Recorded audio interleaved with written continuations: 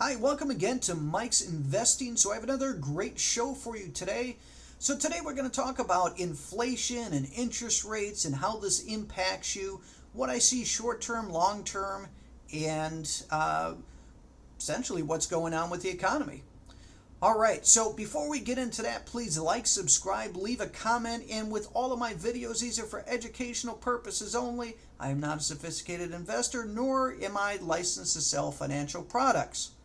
So let's go ahead and begin.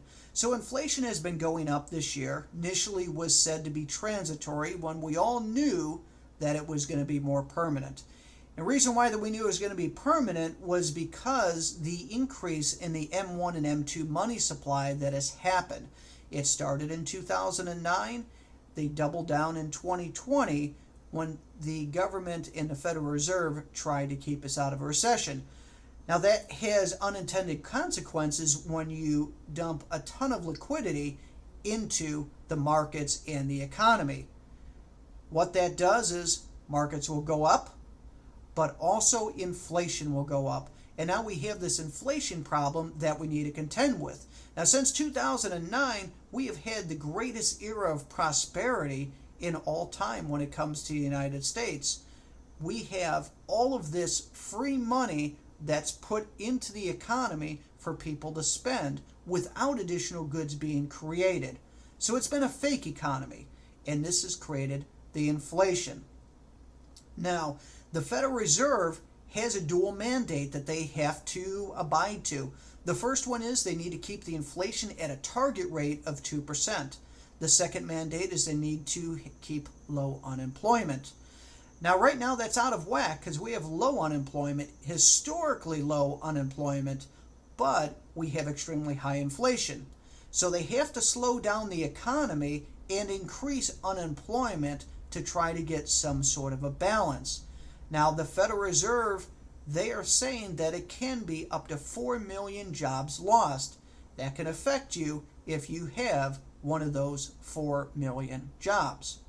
Now, they need to slow down this economy, so they're raising the interest rates. It makes it more expensive for you to buy a car, buy a house, pay on your credit card debt if you have any, but more so, businesses to borrow. So businesses have lines of credit, especially smaller business. Heck, smaller businesses sometimes use their line of credit to meet payroll, to cover bonuses, to do any sort of even mild expansion. Medium and larger sized businesses, they need it for technology, they need it for expanding, for mergers, acquisitions, buy their stock back, which is one thing that I'm not really happy with because that creates its own set of problems.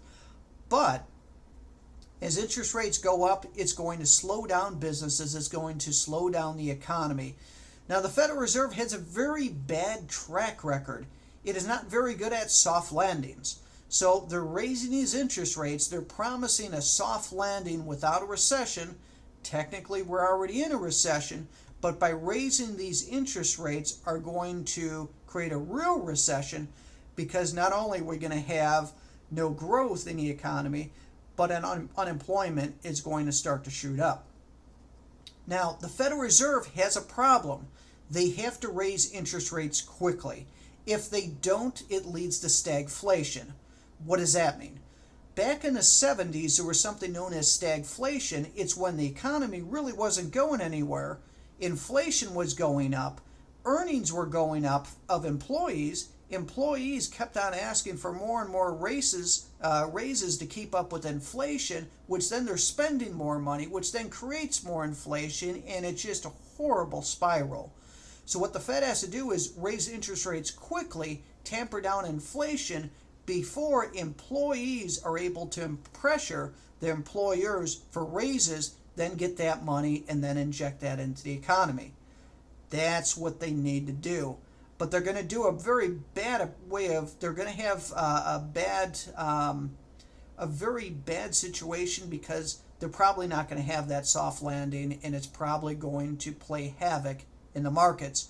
And we're seeing the markets going down. We're seeing gold going down. We're seeing silver going down. And I think they're going to continue to go down, especially since September is well known for not being a very positive month for the markets. So I see us continuing to go down in September, maybe into October.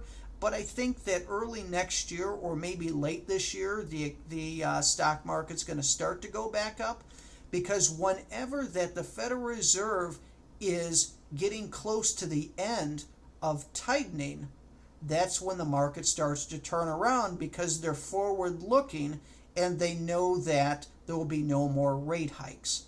So it will start to go up then, and then when the Federal Reserve pivots and starts to lower interest rates, then the stock market's really going to rebound. That's when gold and silver is going to rebound. That's when crypto is really going to rebound. You're going to want to make sure that you're definitely in the market before then. But it's not a bad idea to dollar cost average for now as it's going down, because there is no way to truly tell where the bottom is going to be at. So that's my thoughts. So if you like my videos, you like my content, please like, subscribe, leave a comment, and thank you for watching Mike's Investing.